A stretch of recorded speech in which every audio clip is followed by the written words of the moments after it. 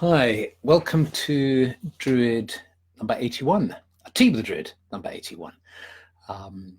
It's a lovely sunny day here in England, and it's great to be here. So do pull up a log, introduce yourself, say hi, say where you're from, and I will chat away for a while. And what I want to, hi Daniel from Germany, that's great to see you. And Melissa from Brazil. Hello, Melissa. Hi. I'm going to, great. Hi, Sven. Hi, Dean. Hi, Alain. That's great. Fantastic. Everybody's piling in. This is wonderful. The woodland clearing is filling with people from all over the world. Michigan, Bedfordshire, North Germany, and so on. Tennessee. Great. Welcome. So I'm going to describe to you something that's just happened to me recently that and I'm sure you're going to have similar kinds of experiences. And I think the older you are, the more you get these kind of experiences. And it's a small thing, but I've spent a few days in Kew Gardens, and I used to live there a long time ago. And 33 years ago, I was trying to write my first book there. I was trying to write a stream of consciousness book using one of the very first Mac computers. And last week, I'm sitting at the same place where I wrote this book 33 years ago. And I get an email from the friend of an old school chum of my son, who runs a retro computing vlog. And he's remembered the story and said, can I create a little video about this incident? The incident was when I lost the entire book I'd been working on because I didn't know what the instruction initialize the disk was. I thought that it would make some initials. And so he had remembered that after all this time, and he's made a little video that I've popped up on my blog. And it's a small thing. It's a story about how the computer world uses these weird words. Why not just put an instruction saying you will delete this disk if you touch this? Anyway, my point is this: 33 years, and I find myself sitting in exactly the same place where the event occurred. Now, the point isn't that that this is necessarily meaningful. I can't see any meaning to this. If you're going to be really hard-nosed scientific, you'd say, well, it's just random. Things are happening all the time, and sometimes they form into these patterns. But what it does do when you have experiences like this, see if you agree with me. When you have an experience like this, it's very satisfying. It creates a pattern. You see this pattern, there's this 33-year pattern, and here I am in the same place, reminded of the same event, and I'm working on some more writing with another computer. It doesn't matter to me that there's no deep meaning in it. It's just very satisfying. And that's why I titled this talk, one of the benefits of growing old, is that the longer you live, the more tummy you might have, but the more hindsight you have as well. And with hindsight, you have more material to work on, more cycles to look at, more patterns, hopefully, to be revealed to you. And that's just, and we're creatures who enjoy making patterns and seeing patterns and detecting patterns. And so in the wider pattern that I was doing, I found myself back in Kew, and I'd lived there for 17 years, 33 years ago. And I spent some time walking in Kew Gardens. Now, when I was living there for 17 years, I was so busy raising a family, trying to earn money and so on, that of course we visited Kew Gardens every so often, but I didn't really spend a lot of time in that place, savoring it. And if you haven't been to Kew Gardens, if you ever find yourself in London, do go. It's 350 acres, one of the most beautiful sites in the world. It's 350 acres of the Royal Botanical Gardens in Kew, and they're just wonderful, bordering the river. On the far side, you get the River Thames, and there are these wonderful structures in it, like the Kew Pagoda, these huge palm houses, and it's just wonderful and tremendously beautiful. And so what I decided to do was to very consciously complete some kind of pattern. So I lived there for 17 years, 30 or so years later, I find myself back, and I had some time. I gave myself the luxury of time to really do what I feel I should have done all those years ago, but didn't. To spend several days just being in Kew Gardens, just visiting all the parts that I hadn't visited before, and getting some kind of completion is the wrong word, I think, but I think you know what I mean. Kind of savoring it and I suppose redeeming some of my life in Kew that I had always felt it was a loss or a lack, that I hadn't fully appreciated where I had lived. And so I had a chance to go back and appreciate it. So I went back to an old place I'd lived in and truly appreciated it. And I went into Kew Palace. And in Kew Palace, that's where Princess Augusta lived. And of course, then I remembered that William Stukely, at the time of the Druid revival, called her Veleda, Archdruidess of Kew. And this is an interesting story. Why did that happen? Well, Ronald Hutton in Blood and Mistletoe and Stuart Piggott in his definitive work on William Stukely here talk about why William Stukely called the Princess of Wales the Archdruidess of Kew. And he basically, when she was having some work done in the gardens, they dug up some Bronze Age axes, and she and her husband, the Prince Regent, had, I think Prince Regent, the Prince of Wales, had read or had seen his book on the Druid monuments, as he called them, Stonehenge and Avebury and so on, and she summoned him, and he got to meet her, and he spent half an hour with her talking about these axe heads, and then that was in October 1754, I think it was, yes. A few weeks later he went back and talked to her again, and he called her the Archdruidess of Kew, and gave her this title Veleda, which was in the old classical records the name of a prophetess. And of course, Hutton and Piggott, being the historians, and no, it's not Piggott. Yes, it is Piggott, the archaeologist, historian archaeologist.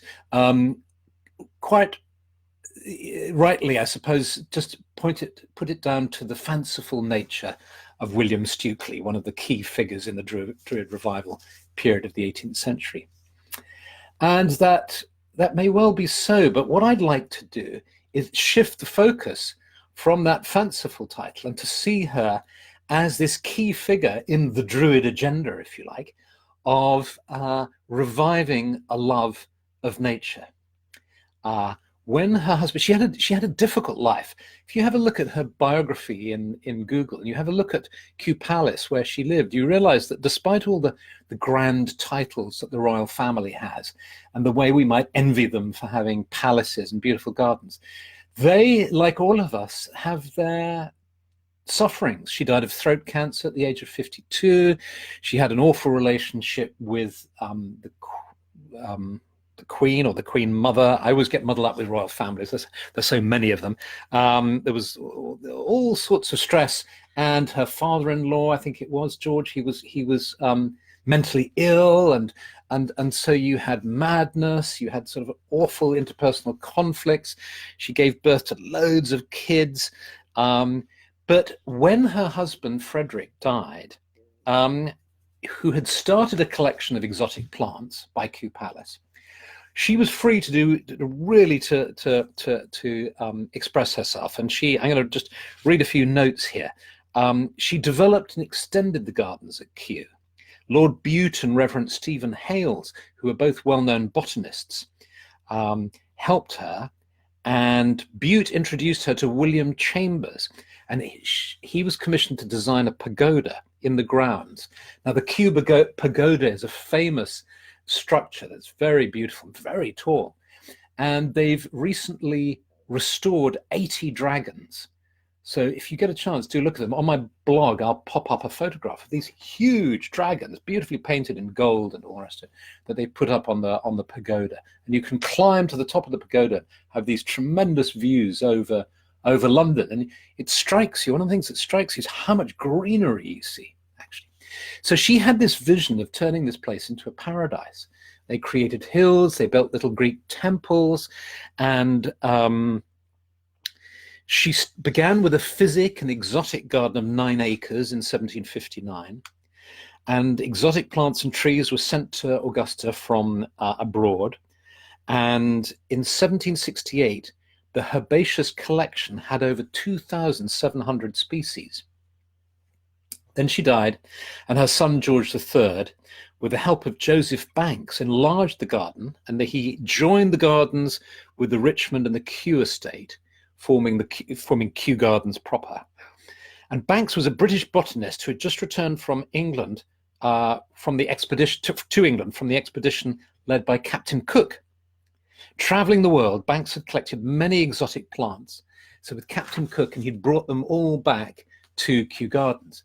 One of the extraordinary things about Kew Gardens now is as I was staying there, you sit up in the trees, lovely sunny day, sitting in Kew Village, and there are parakeets which now live in the trees. So you have this almost Australian kind of setting of these green parakeets squawking and flying around in the air.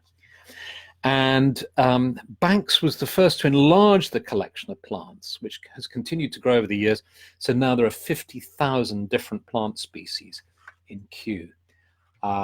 So what a legacy Veleda, the Archdruidess of Kew, has left us.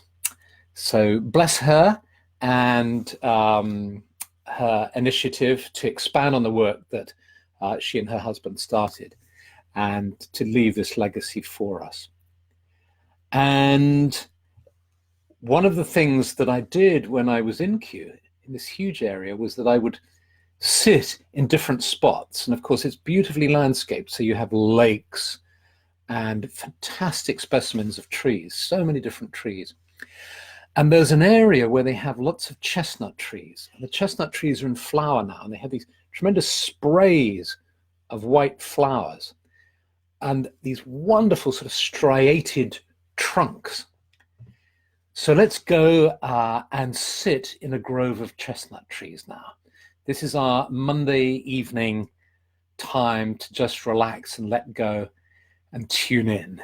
So if you feel like it, give yourself a shake off the stresses of the day, sit back and close your eyes, if you will, to better concentrate on yourself. And just allow yourself to become aware of the earth beneath you and the trees around you. And this time you sense how you're sitting in a clearing of huge, huge chestnut trees stretching high into the air. And you know, chestnut trees have these wonderful trunks that just have these incredibly deep grooves in them. You look at these trunks and then you see their roots going down into the soil, and you sense the soil beneath you. And you realize that you're sitting on this soil and that the trees are drawing up the moisture from deep, deep down. And as the moisture flows up the roots of the trees, you're sitting there, and at an energetic level, of course, you're participating.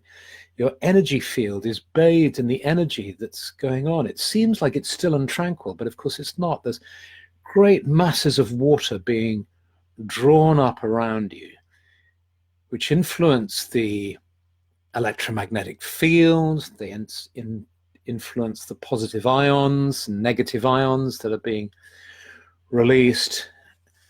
And just sitting here, you feel good. It's as if the rhythm of the earth, the stability of the earth is influencing you to feel stable and strong, rooted, clear, and calm.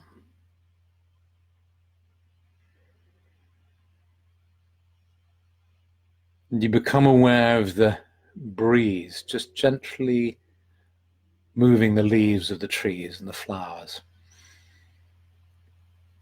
And you breathe in deeply. And as you breathe in the scent of the trees. And you sense the chestnut blossom all around you. And you know that in a few months' time, there will be sweet chestnuts lying all over the floor of this woodland clearing.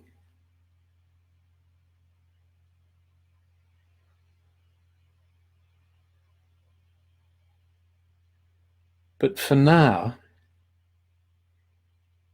you close your inner eyes, so you're no longer gazing at the trees, but just opening to the presence of the trees at a subtle level.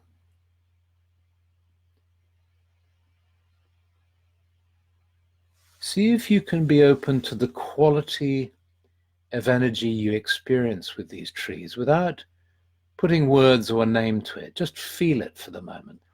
The quality of energy that these mighty trees convey to you or express in the world.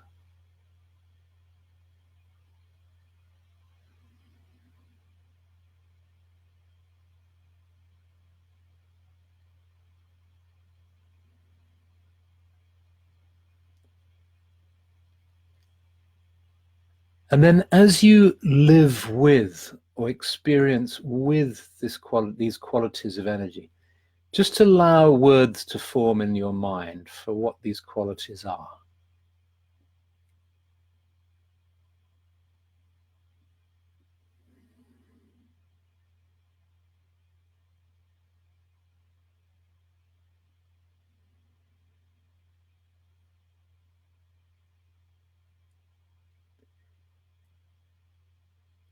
And as these words come to you, just allow them to resonate in your own being too,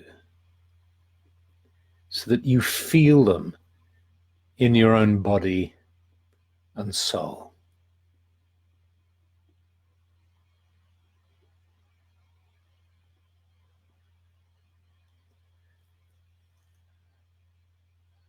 And as an example, I'm going to give an example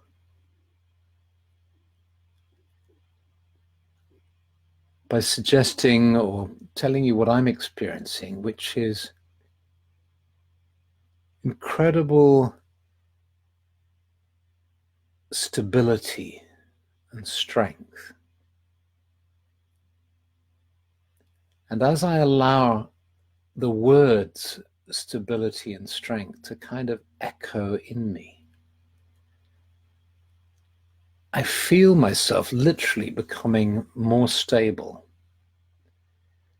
and connecting to an inner strength within myself. And somehow having these trees here helps me to do this. It's like as if I was a child and I have strong adults standing around me. And these strong people are just gently radiating their maturity, their peace, their strength. And I'm kind of imbibing it. I'm bathing in their strength.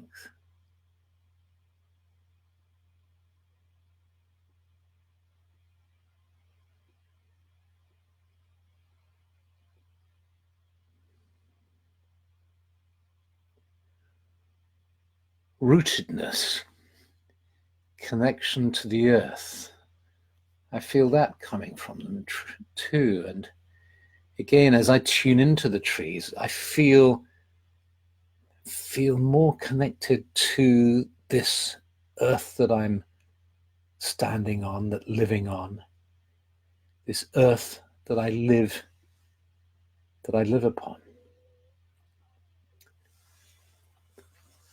And this is the work that I can do with the spirits of trees.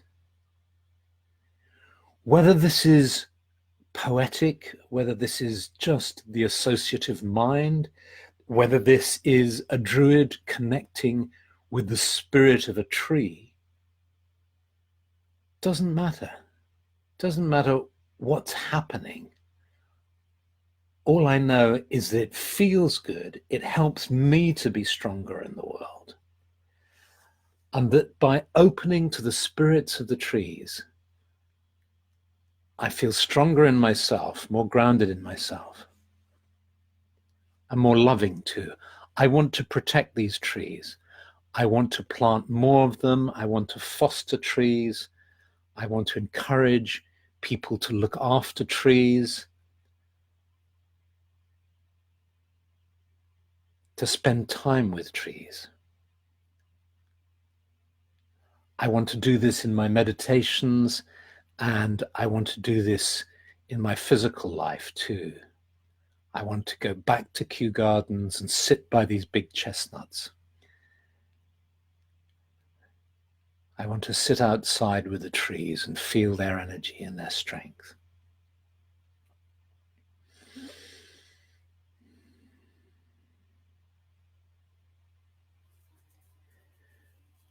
And so, thanking the trees for the energy and the strength that they give us, knowing that we can return to be with them either in our meditations wherever we are, or in physical reality when we have the chance. I give thanks to the trees. I place the palms of my hands against the trunk of one of these great big chestnut trees. I thank them for being, for simply being who they are. And then I allow my awareness of being seated in this clearing with the chestnut trees to fade, as I become aware of being seated in front of my computer, here and now, fully present, being with you. And so I hope that worked for you. I see somebody saying they lost the feed. I hope the internet has behaved itself. And I see Ellie saying she loved her walks in Kew. Yes, it's when I lived by Kew, it used to cost me a penny to get in. Then it became 10p. Now it's £18.50, but it's still worth it. It's fantastic.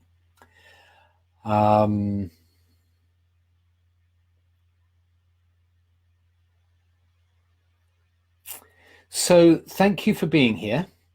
I'm looking at your comments, loads of comments. That's great. And have a fantastic evening and a lovely week. And I think I'll be back in Kew next week. I'm not sure. I have a little bit of work to do there, writing work at the same desk. And I'm not making the mistake, hopefully, touch wood, fingers crossed, that I made 33 years ago of initializing discs and losing work. I lost an entire book I was working on. I'll be back there working, and I will be going out into Kew Gardens again. Sadly, the internet connection there is very poor, so I'll broadcast from as near as I can to Kew Gardens. So many blessings, lots of love, and have a great week. Okay. Bye. And I look forward to reading your comments when I've made myself another cup of tea here. Okay, bye.